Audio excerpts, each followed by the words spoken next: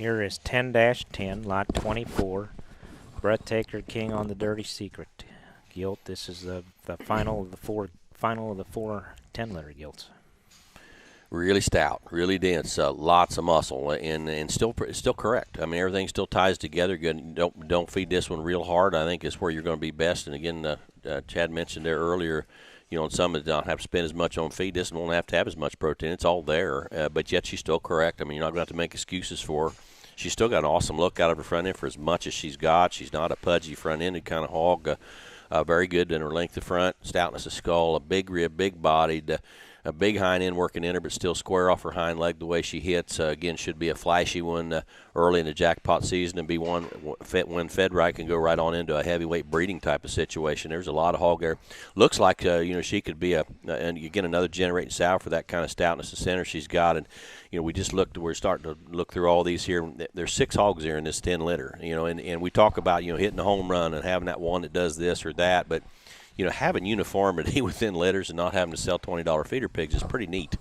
And so you've got to, again, if you're looking at a sow prospect down the road, that's another thing to be looking at, something that can create that kind of uniformity on a high end without being vanilla. I mean, some correct ones that are good that you can mess with, but there's still a lot of hog there to get you into a higher placing, a better pen, a better backdrop situation. Yeah, and I was talking to Andrew in between pigs here, and we were just kind of discussing what we thought about the Breathtaker and the King matings. And kind of the similar thing that I've noticed is you get the flesh and the comfort from the King thing, and then they've blended the Breathtaker presence and shape and mass.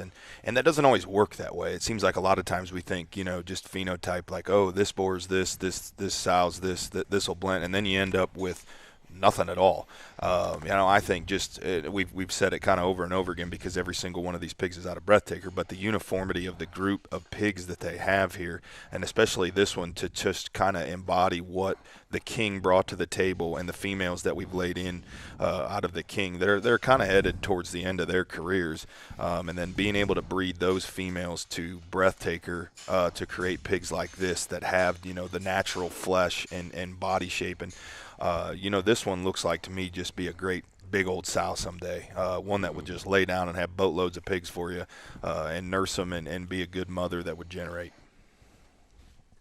Little old school Gary Reynolds coming out in you. 10-. She got any hamp in her? Probably not. Andrew, is there any hamp in her? 10-. He's shaking his head no. 10-10, lot 24, Breathtaker gilt.